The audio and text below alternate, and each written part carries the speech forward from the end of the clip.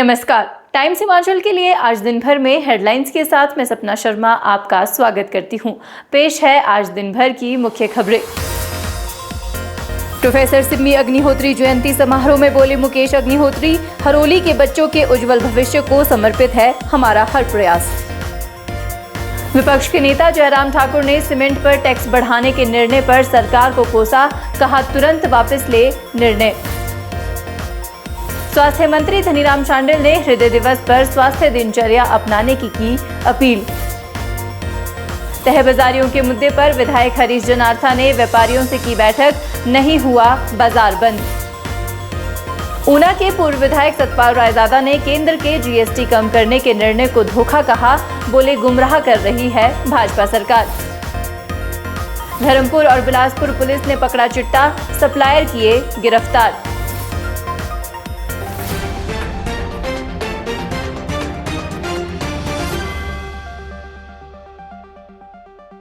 अब खबरें विस्तार से। उप मुख्यमंत्री मुकेश अग्निहोत्री ने कहा कि प्रदेश सरकार शिक्षा और स्वास्थ्य क्षेत्र में निर्णायक बदलाव लाने के लिए निरंतर कार्य कर रही है। उन्होंने बेहतर शिक्षा और उन्नत स्वास्थ्य सेवाएं उपलब्ध करवाने की सरकार की प्रतिबद्धता को दोहराया।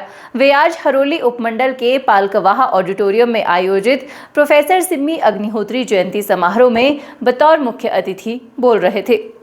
यह आयोजन प्रोफेसर सिम्मी अग्निहोत्री फाउंडेशन द्वारा क्षेत्र के मेधावी बच्चों को प्रोत्साहित करने के उद्देश्य से किया गया। इस कार्यक्रम की सफलता में प्रोफेसर सिम्मी अग्निहोत्री की सुपुत्री डॉक्टर आस्था अग्निहोत्री की विशेष भूमिका रही। समारोह के दौरान हरोली विधानसभा क्षेत्र के तीनों कॉलेजों के विभिन्न संकायों के टॉपर्स को प्रशस्ति पत्र, स्मृति चिन्ह और 5100 रुपए की नगद राशि देकर सम्मानित किया गया। कोशिश करते रहो, कोशिश करने वाले की कभी हार नहीं होती, लगातार प्रयास करते रहो। और हमारा ये है कि हरोली के बच्चे कहें यस आई कैन डू, मैं कर सकता हूं, मेरी हरोली के बच्चे, मेरी लड़कियां, मेरे लड़के ये कहें कि हम कर सकते हैं। अभी यहाँ कल्चरल प्रोग्राम हुआ, आपने देखा कि हमने कल्चरल प्रोग्राम 2003 में भी देखे, जब हमारे स्कूल थे तब भी हमने देखे। बच्चों के प्रोग्राम में कितना परिवर्तन आ गया है, कितना बेहतरीन कर रही हैं हमारे तीनों कॉलेजों की लड़कियां। सोलन में आज पूर्व मुख्यमंत्री और नेता प्रतिपक्ष जयराम ठाकुर ने सरकार पर जमकर निशाना साधा। उन्होंने कहा कि देश भर में जीएसटी स्लैब 28% से घटाकर 18% किया गया है, लेकिन हिमाचल प्रदेश में सीमेंट पर टैक्स बढ़ाकर गरीब और मध्यम वर्ग की जेब पर सीधा असर डाला गया है। जयराम ठाकुर ने कहा कि कंपनियों ने पहले सीमेंट के दाम बढ़ाए, ऐसे में सरकार को एंटी डंपिंग ड्यूटी लगाने की बजाय जनता को राहत देनी चाहिए थी। जयराम ठाकुर ने मुख्यमंत्री से आग्रह किया कि आपदा और आर्थिक संकट के इस दौर में इस फैसले को तुरंत वापस लिया जाए। स्वास्थ्य मंत्री के विदेश दौरे पर भी जयराम ठाकुर ने सवाल उठाए। उन्होंने कहा कि पिछले 3 सालों से मंत्री लगातार विदेश यात्राओं पर जा रहे हैं, लेकिन आज तक ये स्पष्ट नहीं कर पाए कि इन दौरों से प्रदेश को आखिर मिला क्या है। देश के प्रधानमंत्री जी ने पूरे देश को राहत दी और हिमाचल प्रदेश में आपने देखा होगा कि कांग्रेस की सरकार ने जिस प्रकार से सीमेंट पर जो है अलग से टैक्स लगा करके एक बैग पर 6 रुपए की और इंक्रीज कर दी है। मैं समझता हूँ ये बहुत दुर्भाग्यपूर्ण है। पूरे देश भर में जीएसटी के स्लैब में बहुत बड़े परिवर्तन किए, 28 से उसको 18% यानी कि 10% उसको कम किया गया, लेकिन हिमाचल प्रदेश में इस प्रकार का फैसला लेने से बहुत बड़ा इसका इम्पैक्ट जो है मध्यम वर्ग पर, गरीब लोगों पर पड़ने वाला है। हमारी बेस्ट डायमंड रिंग डिजाइन्स। लड़की देखने गए थे तो पहली बार में पसंद कर ली थी। और दिखाइए। इनकी तरह गारंटी के साथ आती तो हाँ कर लेता। Happy anniversary. सबसे अनमोल मुस्कान खिलती है सिर्फ हीरो से। सजाइए अपने खास पल, वर्मा ज्वेलर्स। विश्व हृदय दिवस के अवसर पर स्वास्थ्य मंत्री डॉक्टर धनीराम शांडिल ने लोगों से उचित दिनचर्या अपनाने का आग्रह किया है। सोलन में हृदय दिवस के अवसर पर नर्सिंग कॉलेज की छात्राओं द्वारा जागरूकता रैली का आयोजन किया गया, जिसमें लोगों को उचित दिनचर्या अपनाने का आग्रह किया गया। स्वास्थ्य मंत्री धनीराम शांडिल ने बताया कि उचित दिनचर्या, योग, मेडिटेशन से हृदय को स्वस्थ रखा जा सकता है।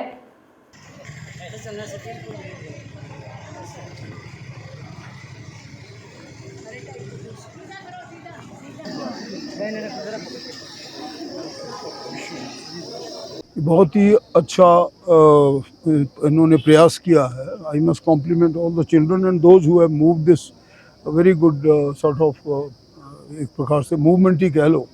Y because world heart day के अवसर पर बच्चों ने यही बताया भी लोगों को वॉक करना चाहिए, फ्रूट्स खाने चाहिए और साथ में अच्छी की सब्जियां खानी चाहिए. स्मोकिंग और इन सब्जियों से दूर रहना चाहिए. बिकॉज अगर आप धुआं अपने अंदर देते रहेंगे तो छाती के फेफड़ों में तो असर होगा ही, परंतु हार्ट पे भी इसका असर बहुत प्रतिकूल होगा. शनिवार को लोअर बाजार में नगर निगम शिमला की ओर से अतिक्रमण हटाने के लिए एक टीम भेजी गई थी. इस दौरान कार्रवाई को लेकर स्थानीय व्यापारियों और नगर निगम टीम के बीच तनावपूर्ण स्थिति बन गई. माहौल गर्म होने के कारण निगम कमिश्नर मौके से नहीं निकल पाए और बातचीत अधूरी रह गई. गुस्साए व्यापारियों ने त्योहारी सीजन में आज दुकानें बंद रखने का ऐलान कर दिया था, लेकिन विधायक हरीश जनार्था ने हस्तक्षेप करते हुए व्यापारियों को आश्वासन दिया कि उनके मुद्दों पर चर्चा कर समाधान निकाला जाएगा, जिसके बाद व्यापारियों ने अपना फैसला वापस लिया. विधायक जनार्था ने कहा कि त्योहारी सीजन में शिमला बाजार में पारंपरिक रूप से व्यापारियों को कुछ छूट दी जाती है ताकि स्थानीय लोग और पर्यटक दोनों सुगमता से खरीदारी कर सकें. वे तय बाजारी और नियमों के खिलाफ नहीं है, लेकिन जहां वेंडिंग जोन निर्धारित है वहां ही विक्रेता बैठ सकते हैं.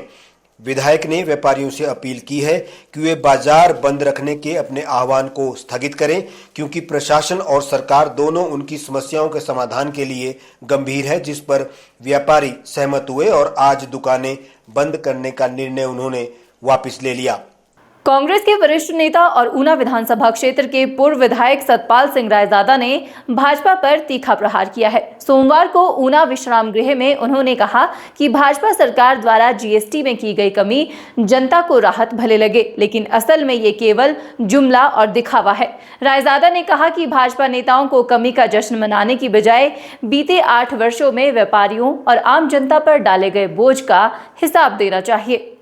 रायजादा ने आरोप लगाया कि भाजपा पहले गलती करती है, फिर उसे सुधार कर भी जश्न मनाती है. उन्होंने कहा कि नोटबंदी के समय भी भाजपा ने ऐसा ही उत्सव मनाया था, जबकि जनता को उसकी मार झेलनी पड़ी थी. उन्होंने कहा कि जीएसटी लागू होने के बाद छोटे व्यापारी सबसे ज्यादा प्रभावित हुए और उनका कारोबार पूरी तरह से प्रभावित हुआ.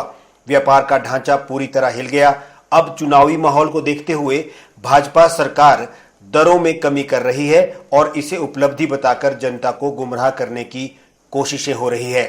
हमें तो सीधा सा पता है कि जब ये जीएसटी लागू किया था 8 साल पहले, तब ये 28%, 18% और 5% के हिसाब से, जिस हिसाब से जनता को 8 साल मिलता, राहुल गांधी जी ने उस वक्त भी इस जीएसटी का विरोध किया और 18% और 5% के स्लैब को भी उस वक्त राहुल गांधी जी ने बोला, तो उनका मजाक उड़ाया जाता था.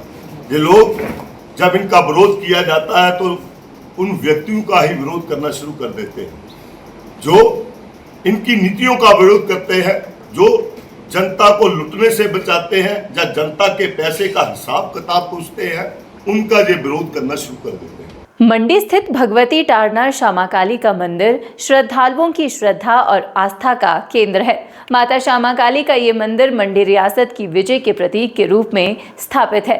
वहीं शारदीय नवरात्रि की अष्टमी पर ऐतिहासिक टारना मेला आयोजित किया जा रहा है. नगर निगम महापौर वीरेंद्र भट्ट ने कहा कि मेले की शुरुआत राजमाधव राय मंदिर में विधिवत रूप से पूजा अर्चना के साथ होगी.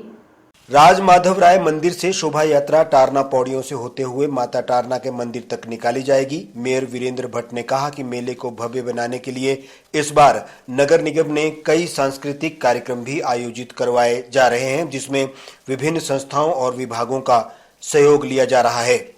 सोलन में लैपटॉप्स पर कमाल का ऑफर सकते हैं. यहाँ सिर्फ 2000 रुपए पर मंथ से ईएमआई भी स्टार्ट है. साथ ही यहाँ एंड ऑफ सीजन सेल में अप टू 50% तक के डिस्काउंट के साथ आप फ्रिज, वॉशिंग मशीन, एलईडी जैसी इलेक्ट्रॉनिक्स भी अपने घर ले जा सकते हैं. Electronics D mall Solan.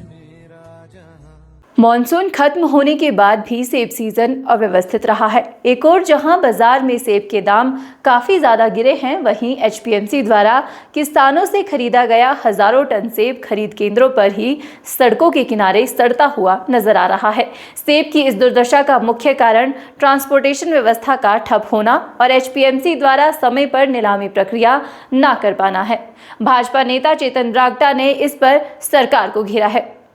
Bhajpa प्रवक्ता और बागवान चेतन बरागटा ने एचपीएमसी पर कुप्रबंधन का आरोप लगाते हुए कहा कि सड़कों में पड़ा सेब बागवानों का है और यदि इसे समय पर नीलाम और प्रसंस्कृत नहीं किया गया तो आने वाले समय में बागवानों को एचपीएमसी से इसकी पेमेंट भी नहीं मिल पाएगी। एचपीएमसी बीते वर्ष की सेब की पेमेंट भी अभी तक नहीं कर पाया है। ऐसे में इस वर्ष सड़कों में सड़ रहा ये सेब सरकार के लिए बड़ा राजस्व घाटा लेकर आ रहा है। मैं चार्ज कर रहा हूं कांग्रेस गवर्नमेंट को, उनकी पूरी इनएफिशिएंसी की वजह से, इनकॉम्पिटेंस की वजह से आज बागवानों को ये दिन देखना पड़ रहा है जब सबसे बड़ा ऐतिहासिक फॉल जो है वो हुआ है, मार्केट का क्रैश हुई है, मार्केट सबसे निम्न दाम हम लोगों को मिले हैं और साथ ही साथ एचपीएमसी को आपने लॉसेस में डाल दिया, जिस कारण से अब हम बागवानों को पेमेंट मिलना भी एक बहुत बड़ी समस्या होने वाली है। हिमाचल प्रदेश के बिलासपुर जिले में पुलिस थाना घुमारवीं पुलिस टीम ने सोमवार को 4 लेन पर बलोह टोल प्लाजा के पास नाकाबंदी के दौरान अब तक की सबसे बड़ी चिट्टे की खेप पकड़ने में सफलता हासिल की है। पुलिस ने नाकाबंदी के दौरान एक गाड़ी को रोककर तलाशी ली। तलाशी के दौरान 518 ग्राम से अधिक चिट्टा बरामद हुआ है। तलाशी में गाड़ी में सवार राहुल और अभी कुमार से कुल 518.4 ग्राम हीरोइन यानी चिट्टा बरामद हुआ। दोनों आरोपियों को मौके पर ही गिरफ्तार कर लिया गया। एसपी ने बताया कि बरामद किए गए चिट्टे की कीमत लगभग 30 लाख रुपए आंकी गई है। उन्होंने ये भी कहा कि पुलिस अब इस सारे नेटवर्क के बारे में पूछताछ कर रही है।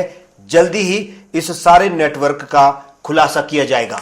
चेकिंग के दौरान हमारे को एक गाड़ी इंटरसेप्ट की और चेकिंग में उसमें जो 2 लोग सवार थे उनसे 518.4 ग्राम जो चिट्टा है उनसे बरामद हुआ है।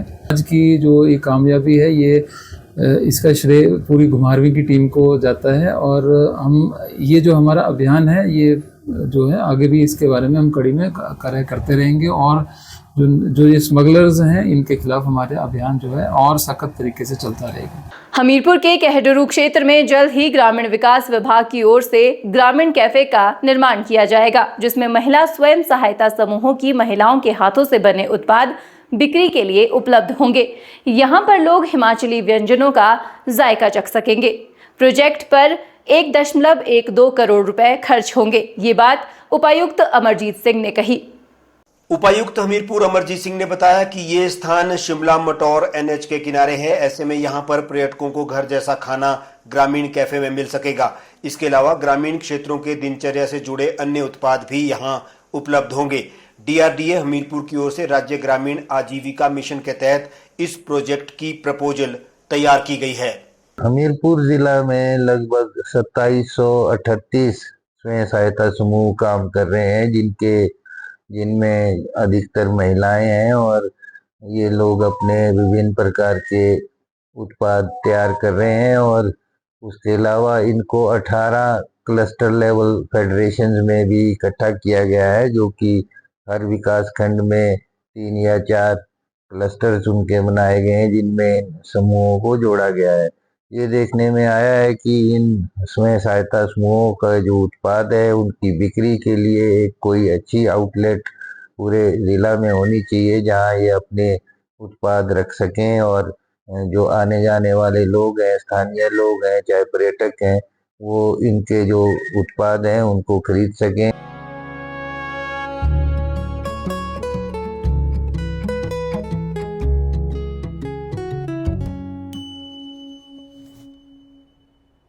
तो इसे पैक कर दूं या फिर से प्रपोज कर दूं? Ma'am, happy anniversary baby ji. Happy anniversary. सबसे अनमोल मुस्कान खिलती है सिर्फ हीरो से। सजाइए अपने खास पल, वर्मा ज्वेलर्स।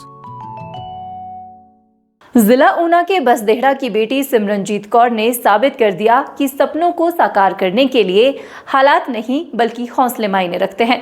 ट्रक चालक की बेटी सिमरनजीत कौर ने हाल ही में आयोजित न्यायिक सेवा परीक्षा उत्तीर्ण करने में सफलता प्राप्त की है।